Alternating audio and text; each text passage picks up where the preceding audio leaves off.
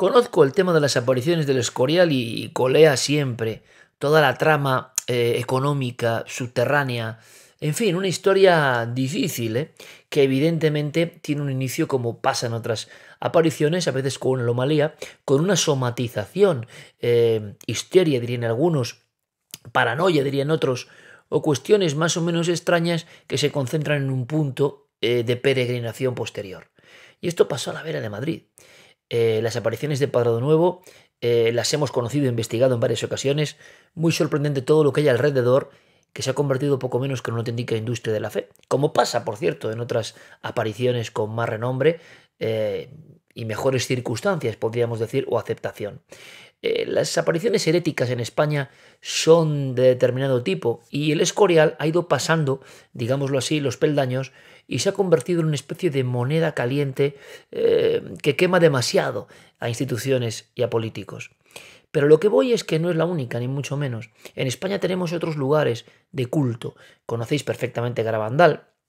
Yo recuerdo algunas otras que tuve la oportunidad de recorrer, hice una serie de reportajes sobre la España mariana y me encontré que en el fondo había un fenómeno que no se diferenciaba mucho de otros fenómenos que podíamos categorizar como extraños y que sin embargo la religión, la fe, los llevaba en impulso a creer evidentemente en mensajes apocalípticos, en segundas venidas y en todo tipo de órdenes para los feligreses.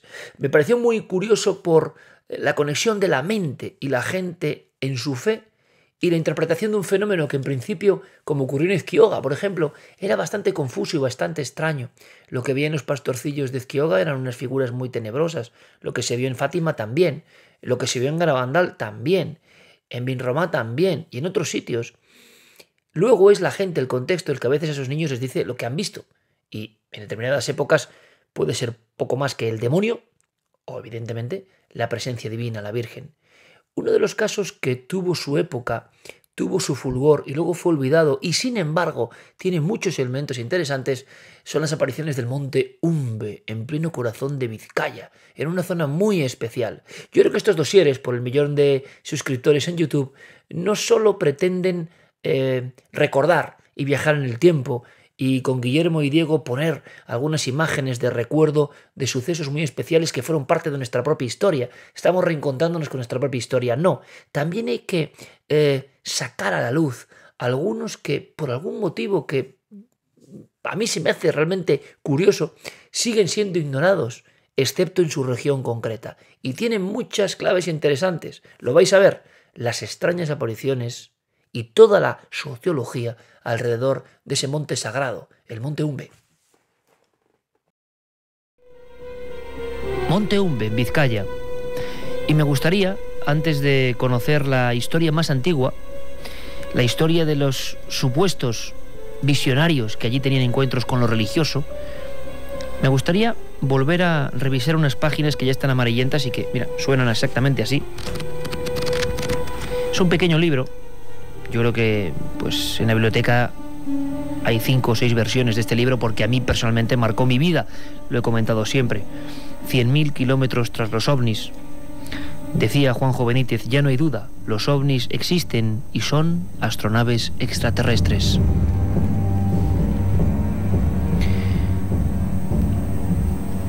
Además es curioso abrir más o menos el ecuador de este libro, que eran los reportajes que este bravo reportero navarro realizaba para la Gaceta del Norte. Y si antes os he dicho que en el País Vasco y en toda la franja cantábrica prácticamente hubo la sensación, casi la certeza de que algo estaba ocurriendo, gran parte de la culpa, entre comillas, la tuvo JJ Benítez, Juan José Benítez, con esos reportajes seriados, a veces con espacios de tiempo muy cortos, que hablaban de que la gente estaba viendo algo. Pues bien, en el monte Umbe tuvieron lugar varios encuentros. ¿Por qué se eligió ese lugar? Quizá esta noche lo sepamos. Pero es impresionante volver a escuchar en palabras de Juanjo Benítez, volver a leer algunas afirmaciones, por ejemplo, de un grupo, como había tantos, de Contacto. Desde el año 74, desde el impacto de algunos de estos reportajes sobre el grupo IPRI de Perú, sobre la supuesta psicografía o la posibilidad de que abandonando la mente algo escriba por ti, sea la propia mente realmente o sean elementos ajenos que no conocemos, y los mensajes que a veces se correspondían con visiones de luces en los cielos, y a veces más que luces. A veces incluso hubo casos de aparición de lo que aquella gente llamaba guías. Es curioso porque, concretamente, Benítez contaba en este libro ya clásico cómo un grupo de contacto, en una casa cualquiera como la que íbamos a visitar, por ejemplo, el 30 de julio de 1975, se disponía a hacer una especie de rueda de psicografía. Enseguida, alguien que identificaron como Xalc, que ya se había puesto en contacto con ellos muchas veces, daba una cita. Yo creo que sea lo que sea este fenómeno, sea psicología, sea misterio, sea lo que sea, tenía que ser impresionante en aquel ambiente que me estoy imaginando, año 75, en aquella urbe, en aquel entonces un tanto gris, industrial, como siempre fue Bilbao, que de repente surgiera un mensaje que dijese exactamente: estaréis día 30, Monte Umbe, a las 11 de la noche. Aquel individuo, aquel ser, aquella entidad, aquella imaginación, aquel lo que sea, seguía dando mensajes y decía: tendréis pruebas evidentes de nuestra existencia. Alguien de ese grupo, de esas personas, que habitualmente además había abogados, médicos, periodistas, funcionarios, profesores, personas de toda la condición, de toda la pirámide social, imagino que a pesar de estar convencidos, porque ellos lo estaban, de que los hermanos cósmicos pululaban por ahí, cierto nerviosismo, cierta inquietud tenía que surgir en aquellos instantes. Plena noche, todos mirando esos mensajes.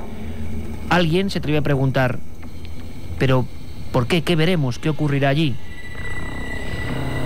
Oxalc, o lo que fuese, respondió: día 30 en el Monte Umbe, veréis 2 naves. Y era habitual después que algo ocurriese, que grupos de personas se dirigiesen a puntos concretos de ese monte. ¿Por qué precisamente en ese monte? Y que hubiese visiones de todo tipo, en ocasiones pequeñas luces que podían ser cualquier cosa, en otras, como en este caso, una gigantesca forma, artilugio, tronco cónico, emitiendo luces rojizas y flashes incluso, y según otros testimonios en los que estuvo el propio Benítez como periodista dando fe de esta historia, la visión de objetos que parecían casi tomar tierra.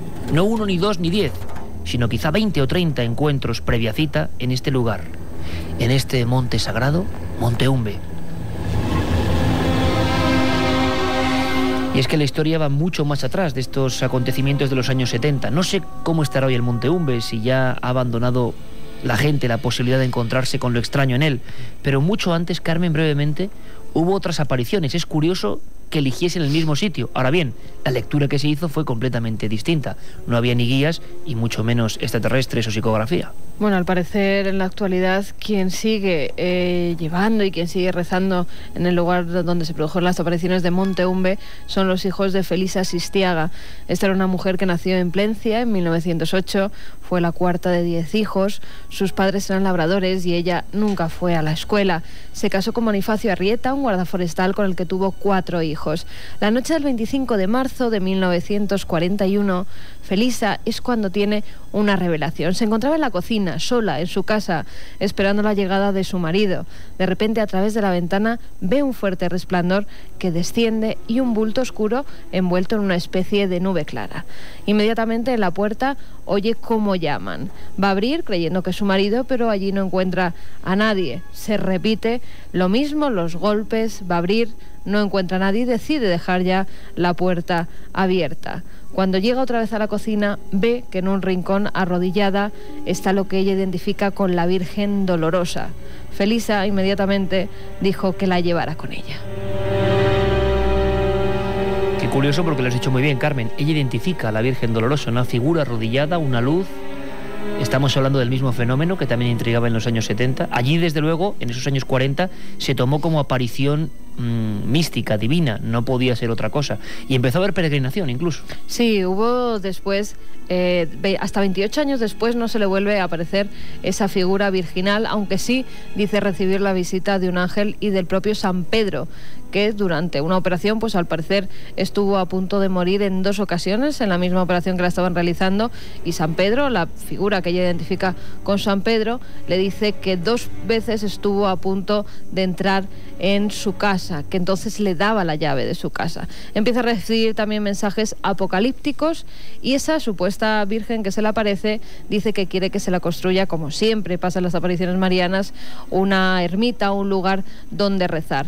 Empieza la peregrinación de miles de fieles que creen que está evidente que Felisa de verdad recibe los mensajes celestiales, y no solamente eso, sino que, como también pasa en casi todas las apariciones marianas, se empiezan a producir curaciones milagrosas de un pozo que, según siempre Felisa, la Virgen bendijo con sus propias manos. Alberto Granados y Noel Calero, también en la nave del misterio, poniendo esta banda sonora especial para que nos imaginemos el Monte Umbe, por ejemplo, a esta misma hora, a la 1:21. Sin duda, lugar de poder, donde han pasado cosas, y como en todos los enclaves sagrados, misteriosos, o que merecen la pena, en torno a la investigación, acercarse a ellos, han tenido todo tipo de cosas que se salen de lo normal, y cada uno las ha interpretado, diferentes generaciones, de diferente forma. Precisamente, en uno de esos domicilios donde también hubo todo tipo de experiencias, todo tipo de intentos de contacto, todo tipo de sorpresas, en pleno corazón alto de la capital vizcaína, en Bilbao, muy cerquita de Umbe, allí está nuestro compañero Pablo Villarrubia, que imagino, y conociéndole bien, lleva ya días sumergiéndose en la extraña historia que hace que el tiempo se remonte hasta aquellos años 70, donde casi todo el mundo, hay que decirlo, se cifró en 600 grupos de interesados en estos temas los que había en España. No sé cuántos en la zona norte, pero la mayoría, sin duda alguna, salían, hacían expediciones. Se estaba generando un fenómeno social sin precedentes, que quizás sea lo más importante, un fenómeno que fue marchitándose o no. Pablo Villarrubia, amigo, buenas noches. Muy buenas noches, Iker. Imagino, como digo, que ha sido una aventura acercarte a un mundo rocoso, a un mundo de vegetación, un mundo que podríamos resumir en Monte Umbe, donde pasaron y siguen pasando cosas. Fue realmente emocionante el primer día que estuvimos allí, Iker. Bueno, la sensación que tuve en ese paisaje maravilloso del campo, de la montaña, del Monte Vasco, fue de una gran paz interior. Te puedo decir que es un lugar extraordinario, y si algo tuvo que acontecer allí, tuvo que ocurrir, realmente ese era el lugar para que viniera la Virgen o lo que fuera realmente, o lo que tenía que venir, porque algo, eso estoy cierto, y después de haber hablado con Inés y con Feli, las 2 hijas de Felisa Sistiaga, fue lo que me transmitieron, pero menos mucha sinceridad, Iker. O sea, que no es normal a veces, por desgracia, en los asuntos donde tiene que ver lo místico, sobre todo, las apariciones de la Virgen. Hemos visto casos muy sangrantes, muy desgraciados. Ahora mismo están, además es plena actualidad, han sido denunciadas, por ejemplo, ante los tribunales, las apariciones del Escorial. La vidente ha sido denunciada para Cuevas. Ahora mismo. Ahora mismo, sí. Sí, siempre ha habido un entorno un poco extraño. Por eso que un periodista como Pablo, por lo menos en este caso, no vea quizá sus intereses, nos parece sorprendente, Pablo.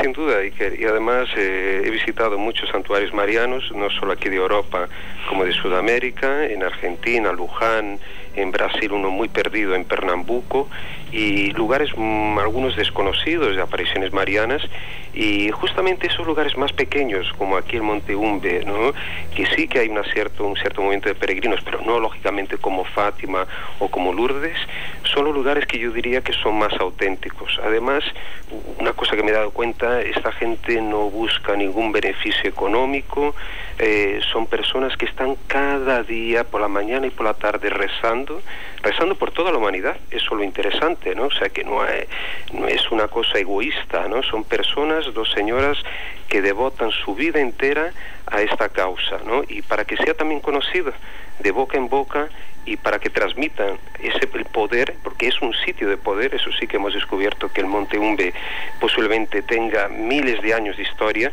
y me gustaría descubrir, Iker, además, si alguien llamara al programa para contarnos historias de mucho más antiguos, de periodos mucho más remotos que el siglo XX, siglo XIX, si posiblemente queríamos saber si este lugar, ya en tiempos, ¿no?, de prehistóricos o históricos, incluso Edad Media, si tenía alguna leyenda, alguna historia mágica, mítica. Eso sí sería interesante saber. Todavía no hemos podido averiguar esto. He preguntado a varias personas, pero las historias más antiguas remontan a principios del siglo XX, ¿no?, como lugar de poder. Hay gente en el 7640, palabra clave milenio, que conoce bien el Monte Umbe, Carmen, y personas, por supuesto, están invitadas a contarnos experiencias si las han vivido, la impresión que les da este lugar, y si tienen conocimiento de casos antiguos, pues mejor que mejor, porque seguramente nos encontraríamos con la sorpresa, o la no sorpresa, porque suele ocurrir, de que ese lugar ha estado tocado por la varita de lo extraño, por ciertas comunidades, por petróglifos, por ejemplo, dibujos sagrados en las propias piedras. Lo curioso, Pablo, en esta historia es que se conjuntan perfectamente en apenas 30 años misticismo, religión, años 40, años duros en España, años donde imagino no se podía interpretar de otra forma una aparición. Y en el mismo lugar, en el mismo enclave, se habla a partir de los 70, sobre todo a partir del 74, 75, de guías, de experimentos de contacto, de personas vagando, imagino, por ahí de noche o esperando encontrarse con algo. Es un caso paradigmático de cómo dos fenómenos que quizás sean lo mismo, ocurría para muchos investigadores lo mismo en Fátima. Hay un fenómeno y cada uno lo observa con las gafas que se pone o que le han puesto, pero ocurre en Umbe, es decir, hubo una historia con ovnis que no sé si ya está completamente olvidada, Pablo. Pues no, quizás del todo, porque a pesar de que creo que actualmente, bueno, algunos grupos posiblemente vengan muy esporádicamente a visitar el lugar, pero tengo una noticia, Iker, de hoy mismo. He recogido junto a una de las personas que frecuenta el santuario de Monte Umbe, en la pequeña capilla que está allí. Esa persona me contaba que se veían luces, pequeñas luces que salían de la base de la misma casa o muy cercanas a esta casa, y que volaban hacia el monte, a la parte un poco más apartada de este sitio, y que las personas consideraban, esta persona interpretaba estas luces u otras como si fueran almas deambulando, volando. Y lo más curioso, que hace años un campesino, un aldeano, sabiendo de estas historias, acudió al lugar con una escopeta para intentar acertar, dar a una de estas luces, ¿no? Esto, digamos, me parece una anécdota más, ¿no? Sin embargo, sí que incluso estos peregrinos han visto estas luces ahí mismo, donde está el santuario de la Virgen de Umbe.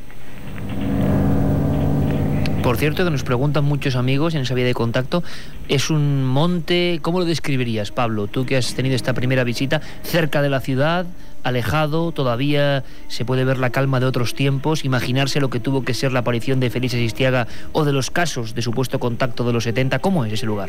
Es interesante porque está muy cerca aquí de Bilbao, a tan solo a 15 kilómetros, y también curioso porque al mismo tiempo que estamos cerca de una ciudad con cierto movimiento, pues es un lugar perfectamente tranquilo. Parece que está aislado de todo el planeta, de todas las cosas, digamos, mundanas de nuestro mundo, y justamente es un enclave verde, con un bosque, parte de bosque, terreno ondulado, montañoso, y también con esta casa que es donde vivía antiguamente la familia Sistiaga, la dejó totalmente y la cedió a la Virgen.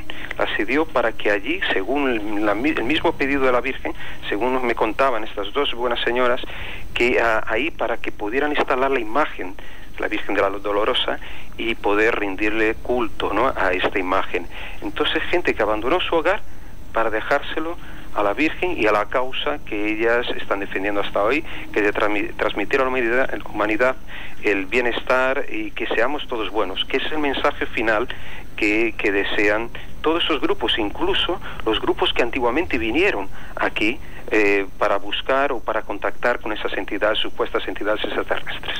Pablo, también hay mensajes que recibe Felisa hasta 1988 y algunos de ellos son catastróficos. Como siempre, las apariciones marianas dicen que si el mundo no cambia, que si no se reza, que todo va a ir hacia el desastre, que vamos a acabar con este mundo que hoy en día conocemos. Exacto. Uno de los mensajes, me parece que el último, porque antes de que solo podría, digamos, la Virgen comunica un mensaje a Felisa en los años, si no me equivoco, en 1970, y en ese mensaje decía que solo podría ser abierto a partir del momento de su muerte, ¿no? A poco después de su muerte. Y así lo hacen. Y en ese mensaje se comunica que 31 años después de la recepción de este mensaje, o sea, estamos hablando del año 2001, una especie de nube negra se apoderaría de la humanidad. O sea, que algo terrible podría pasar. Y curioso que pregunto a Inés, una de las hijas, que vivió muchas situaciones junto a su madre, de éxtasis místico incluso, le pregunto si esa nube negra, eso que la madre, o por lo menos que la Virgen transmitió, no podría haber sido el famoso, bueno, el 11 de septiembre, ¿no? Estamos hablando lo terrible incidente con las Torres Gemelas de Nueva York, ¿no? Ella, digamos, no lo afirmó rotundamente, pero dijo que insinuó que quizás pudiera ser aquello, ¿no? Porque lógicamente podríamos tener un mensaje para el año 2000, ¿no? De fin del mundo, como se habló del año 2000, pero se trataba del año 2001, ¿no? Y un mensaje comunicado en 1970, 31 años antes, ¿no? Quizás realmente esa nube que comunicaba fuera esa nube de transformación planetaria, que efectivamente así ocurrió, ¿no? Fue a partir de ese momento, de ese 11 de septiembre trágico, que la humanidad empezó a cambiar y sigue cambiando, Carmen. Desde luego curioso y sobrecogedor ese término de la gran nube negra. Pablo, a nivel ufológico, a nivel de investigación de campo, por los testimonios que has ido recogiendo, ¿crees que precisamente en ese monte hubo varios encuentros reales con ovnis? Yo creo que sí. Y ovnis, ya sabes, sí que siempre hablamos todos nosotros, ¿no? Como objetos voladores no identificados, ¿no? Que pueden ser cualquier cosa y nota desconocida. Y según algunos hasta mismo de otros planetas, y yo diría que otros planetas podemos hablar también de otras dimensiones, de otros espacios-tiempos, ¿no? Y según un gran número de contactos de personas que estuvieron ahí en los años 70, ¿no? A mediados 70, como cuenta Juanjo Benítez, ¿no? En sus 100.000 kilómetros tras los ovnis, yo creo que sí, pues son numerosas, son muchas personas, y entre ellas una persona, bueno, entrañable, José Luis Barturen, este hombre que uno de los pioneros, digamos, de esta ufología contactista aquí en España, persona de corazón abierto y que estuvo ahí presente en el año 75, 76 y muchos años, ¿no? Viviendo de cerca esos fenómenos. Antes de presentar a José Luis Barturen, podíamos recordar en esas páginas ya citadas de 100.000 kilómetros tras los ovnis, que eran las páginas de la Gaceta del Norte, que provocaban cada mañana un impacto tremendo en todas las personas, sobre todo en Vizcaya. Pero en toda la cornisa norte, decíamos, gente de cualquier condición que abría el periódico no para informarse, yo creo, de las últimas noticias tan agitadas a nivel político, a nivel social, sino para saber qué contaba aquel reportero de los ovnis. Y, por ejemplo, bajo el titular de Otro ovni en Umbe, podíamos leer: aquel punto rojo que había aparecido súbitamente y como a 15 o 20 grados sobre el horizonte se aproximó hasta nosotros. Permaneció a unos 40-45 grados. Era como un gran tronco cono de color naranja. Hizo unos destellos blancos, como flasazos de una cámara fotográfica, y se quedó estático sobre el bosque que hay en aquella ladera del monte Umbe. 1:33, un buen amigo y una persona que además vivió en su propia carne toda una serie de acontecimientos que creo que son absolutamente irrepetibles, a nivel social, a nivel de emoción, a nivel de interés por acercarse a un fenómeno que parecía que se estaba tocando ya con las yemas de los dedos. José Luis Barturen, buenas noches, amigo. Hola, buenas noches, Iker. Imagino que volver a leer algunas de estas crónicas, pues tú sientes cosas diferentes a las que puede sentir este equipo o incluso la mayoría de los oyentes, porque tú viviste aquellos momentos de emoción, ¿no? De intentar acercarse a lo desconocido más que nunca. Bueno, date cuenta que estamos hablando de febrero-marzo del año 75, cuando creamos en Bilbao el primer grupo de contacto en España. o de supuesto contacto extraterrestre, con las primeras psicografías que nos enseñó Juanjo cómo se debían de hacer, y ante nuestro asombro, al cabo de, pues igual de 20 días o así de intentarlo, efectivamente una chica del grupo supuestamente contactó con un ser que se llamaba Oxal y le dijo una serie de cosas, y entonces nosotros pedimos una prueba. Y entonces le dijo coger la carretera que va a Umbe, y no me acuerdo, contaron las curvas, nos dijo qué curva era, no sé si era la curva 13 o la curva 12, allí encontraréis una fuente, a la derecha hay un camino, después hay una campa, entonces esperarnos allí no me acuerdo si serían las 12 de la noche, o así que era la hora típica. Claro, nosotros alucinamos en colores, cogimos el coche, fuimos a todo correr a comprobar, y efectivamente eran las curvas, era la fuente, era el camino y era la campa. Y allí fuimos ese primer día, todos ilusionados, como niños, a la espera de que allí bajaran los extraterrestres con su nave, pero esa primera noche no vimos nada. Pero fue emocionantísimo, la verdad es que nos quedamos muy impactados. Esa primera noche. Esa fue la primera vez. Pero después sí pasaron cosas. Luego, fíjate, sí. José Luis, una cosa nada más. En cuanto has entrado en antena, pero es que ha sido milimétrico. Ha habido decenas y decenas de amigos que han contactado con el 7640 preguntando una cosa que quizá no hemos explicado bien, aunque lo hemos contado en algún otro programa. ¿Cómo era el proceso de contacto? ¿Podrías describirlo? Eso de la psicografía, a la gente aún le cuesta quizá entenderlo. ¿Qué hacíais? Bueno, a nosotros nos contó Juanjo que en Perú, que es donde había empezado el fenómeno, con Sisto Paz y la misión Rama, lo que hacían era un proceso de relajación, y luego, una vez que estabas relajado, tenías que tener a mano un papel y un bolígrafo, dejar el brazo relajado, y si entrabas en contacto con esta gente, el brazo empezaba a moverse por una energía desconocida, y en la mano empezaba a escribir. Y entonces, claro, tú veías, incluso el fenómeno era muy curioso porque normalmente se escribía al revés de lo que se escribe habitualmente cuando haces las letras. Era divertidísimo. Y claro, luego intentabas leer lo que habías escrito, y muchas veces al principio sobre todo no se llegaba a entender porque la escritura era muy rápida, y como se escribía al revés, entonces las letras tampoco estaban muy bien hechas, hasta que ibas cogiendo práctica, ¿no? Ese era el fenómeno un poco. ¿A ti te surgió alguno de esos datos precisos como este que veíamos de 30 de julio, Monte Umbe? ¿Eran tan precisos los mensajes que surgían? Bueno, es que te voy a decir una cosa. En aquella época aquí había dos grupos diferentes, unos que eran los de la misión Rama, que era el nuestro, y otros que eran de Fraternidad Cósmica, que eran los que le seguían a Eugenio Siracusa, el contactado italiano. Y los del grupo de Eugenio Siracusa decían que las psicografías eran obras del diablo, que le había dicho Eugenio. Entonces, nosotros, a pesar de eso, les enseñamos a hacer la psicografía. Yo, concretamente, a ese grupo les enseñé a hacer esa psicografía, pero y efectivamente les dieron la cita, pero no fue el día 30, fue el día 31, fue el día San Ignacio. Ajá. Juanjo ahí ha debido de equivocarse. Fue el día San Ignacio de Loyola porque para mí es un día muy significativo y me acuerdo perfectamente. Entonces yo asistí a esa psicografía, y curioso, en aquella época se preguntaba, porque nos habían enseñado en Perú que se hacía así allí, a ver qué personas podían ir al avistamiento. Entonces empezaron a dar nombres, el Oxal, el supuesto extraterrestre, y coño, el mío no aparecía. Y yo decía, pero bueno, os acabo de enseñar a hacer psicografías y a mí no me dejan ir. Pues no fui, y yo me perdí aquel avistamiento, que efectivamente fue un avistamiento del grupo de Fraternidad Cósmica, y que vieron un ovni del tamaño de un camión. Con esa rotundidad y con esa simpatía nos cuenta las cosas nuestro amigo José Luis Barturen, testigo de excepción, yo creo, de toda una época.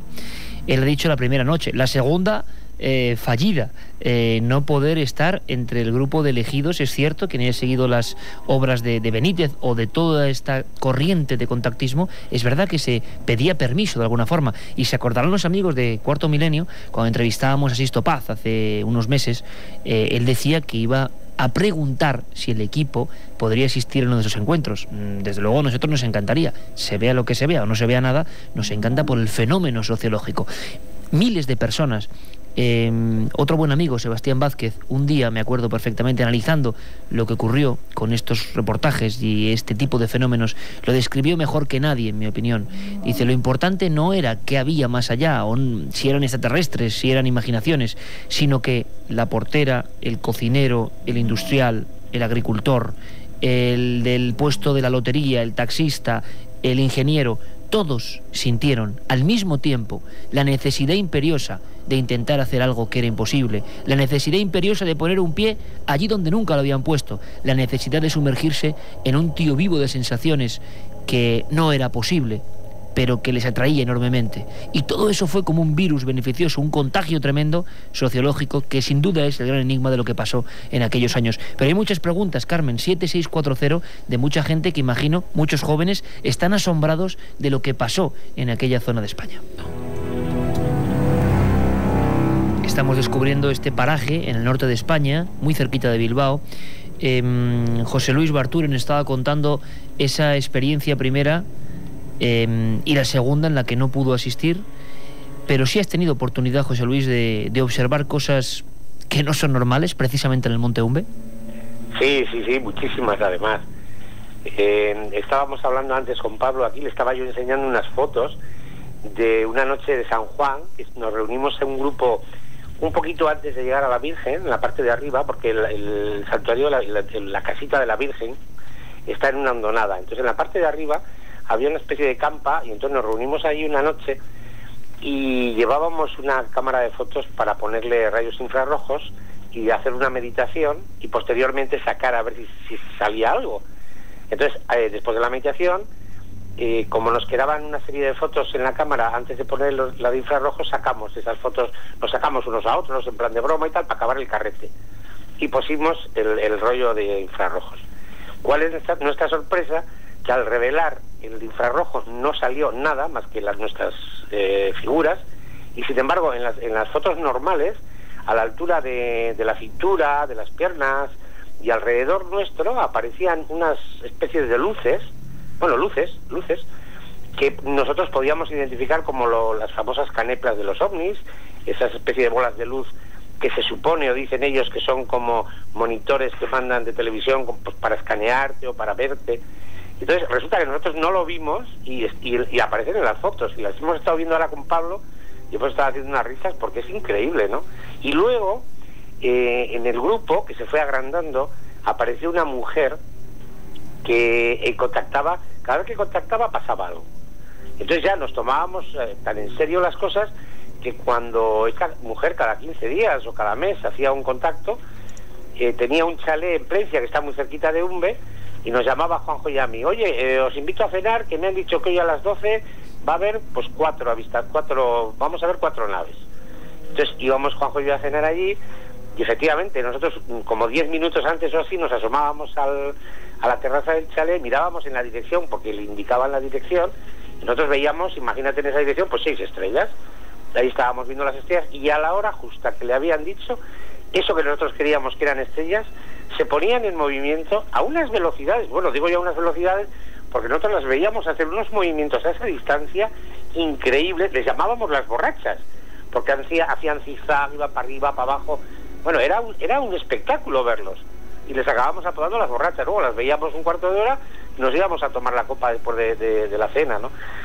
Y bueno, cantidad de casos, ¿no? Desde luego... Y la posibilidad de lo que llaman, o llamabais en aquella época, los guías, la presencia no solo de luces o experiencias más o menos lejanas, sino de figuras antropomórficas. Sí, eso también pasaba, pero eso yo creo que pasó más en la zona del Gorbea, que también allí nos llegaron a citar, estar haciendo una rueda de energía, y el que estaba sentado en un determinado lugar, durante la meditación, ver detrás del que estaba enfrente, por ejemplo, la figura de un guía. Eso se ha dado varias veces también, sí.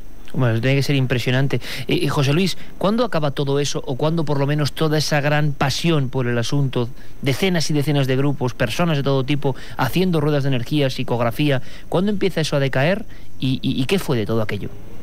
Bueno, yo creo que para los años 78, 79 empezó a decaer por un motivo muy sencillo, y es que la gente que estábamos investigando en aquella época, o nos habíamos metido en esta investigación, en realidad lo que estábamos buscando era respuestas, pero yo creo que respuestas humanas o espirituales. Es decir, que si realmente esta gente estaba más evolucionada que nosotros, probablemente nos podría contestar a todas esas preguntas que se ha hecho la humanidad siempre. ¿Quiénes somos? ¿De dónde venimos? ¿Qué pintamos aquí? ¿Quién es Dios? ¿Quién era Jesús de Nazaret? qué hay que hacer para arreglar las cosas. Entonces íbamos más bien detrás de eso, más que del fenómeno. Entonces, como nos iban dando respuestas, y la respuesta además era muy sencilla, que lo que había que hacer era ellos pretendían provocar un cambio interior en nuestra forma de vida para que fuéramos mejores, vamos a decir así, para que hiciéramos felices a los que nos rodeaban, y así el planeta podría cambiar con un cambio propio. Entonces, cuando ya nos enteramos del mensaje, la primera gente nos fuimos marchando del grupo, porque ya no necesitábamos ningún grupo. Y luego, en los años 80 y algo, se retomó un poquito otra vez la historia, y luego definitivamente en el año, me parece que fue 90 o 91, es cuando Sixto Paz, ya en un congreso del Vendrell, dio por finalizada la misión Rama, que aquí en España oficialmente se acabó, pero luego él, en contra de lo que le habían dicho, pues luego en los países sudamericanos continuó con ella y continúa con ella. Pero aquí en España los que nos enteramos del mensaje ya dejamos los grupos. ¿Fue una experiencia en global positiva, José Luis? Absolutamente positiva. Yo creo que ha habido miles de personas que han cambiado su vida positivamente como consecuencia de este contacto extraterrestre. Yo creo que sería bonito quedarnos con esa reflexión. Un montón de personas cercanas, igual muchos familiares, parientes, gente que igual luego no lo ha querido contar porque están llegando los mensajes de personas que luego interiorizaron esa experiencia y tampoco la han hecho pública, se metieron en una aventura fascinante de intentar mirar el cielo con otros ojos y buscar algunas señales. Lo importante quizás es que para ellos fuera algo positivo, y muchas de esas experiencias enigmáticas se juntaban en un enclave, en unas coordenadas que también habían sido tocadas por el halo de lo místico, precisamente en el Monte Umbe, ese lugar que podéis visitar, ¿por qué no? Y podéis intentar observar para ver qué sentís. Nuestra obligación siempre es mostrar otros rincones habitualmente no muy conocidos, donde al parecer han pasado cosas raras. Quizá lo más bonito sea, o lo más raro y lo más extraordinario, la propia reflexión que uno alcanza en esos lugares. Mandamos un fortísimo abrazo a José Luis Barturen y a Pablo Villarrubia, nuestros compañeros, que están en una de esas casas donde tantas experiencias de contacto en su día se hicieron, que son ya parte de la historia de la ufología, parte de la historia del misterio, de esa década dorada irrepetible de los años 70. Un fuerte abrazo, José Luis, un fuerte abrazo, Pablo. Gracias, Iker. Gracias. Un abrazo para todos nosotros. Buenas noches.